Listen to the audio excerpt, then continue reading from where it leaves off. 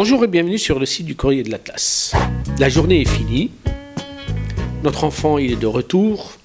Il paraît que tout était bien. Il y a des parents, pour se rassurer, eux, par leurs enfants, ils harcèlent leur enfant de 50 000 questions. Qu'est-ce que tu as fait? Qu'est-ce qui est arrivé?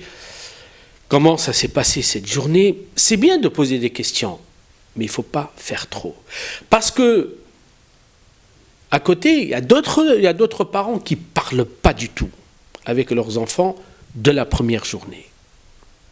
Dans les deux cas, il y a un excès. Dans les deux cas, notre enfant ne sera pas tranquille. Lorsqu'on bombarde un enfant par des milliers de questions auxquelles lui, il n'a pas envie de répondre, ou bien il ne peut pas répondre, ou bien pour lui, ce n'est pas intéressant, l'enfant, il risque de se braquer, de ne plus répondre à nos questions, à nos interrogations.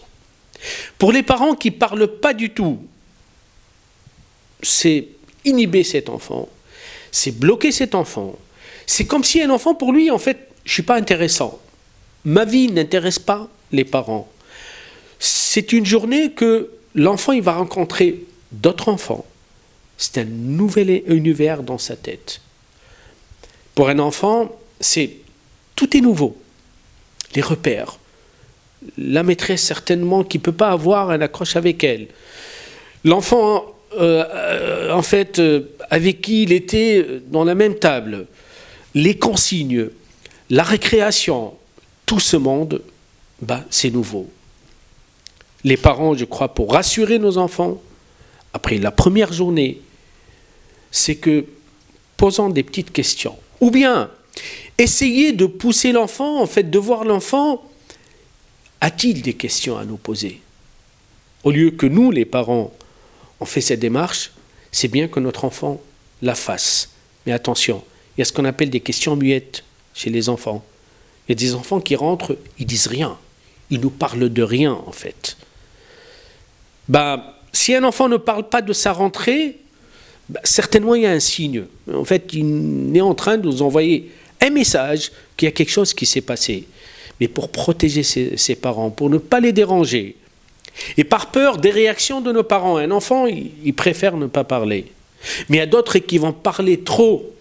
Il s'est passé ça. Et les parents, il y a des parents qui vont dire « c'est bon, on a marre, c'est bon, tu nous as parlé de cette journée. » L'enfant, il a envie de parler. Moi je préfère qu'on fait parler un enfant, bien que lorsqu'un enfant il parle même trop, mieux que nous, les parents, on va l'harceler. C'est un harcèlement entre guillemets, des questions dérangeantes pour un enfant. Peut-être un enfant, il a besoin de temps pour digérer tout ce qu'il a intégré dans sa tête. Vous savez, les consignes, les enseignements, les informations, qu'est-ce qu'il faut faire, etc.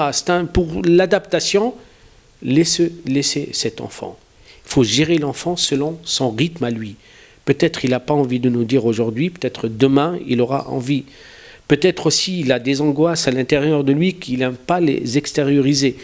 Aidons nos enfants à parler de leur première journée. C'est très important. Ça peut aussi nous donner une idée de ce qu'il y a dans la tête d'un enfant. Peut-être il a été mal à l'aise d'un ami, d'un copain, d'une petite remarque. Vous savez, les enfants sont hypersensibles. Et c'est important aussi, nous les parents, de savoir écouter un enfant. Écouter un enfant, c'est respecter son développement. Merci et à la prochaine fois.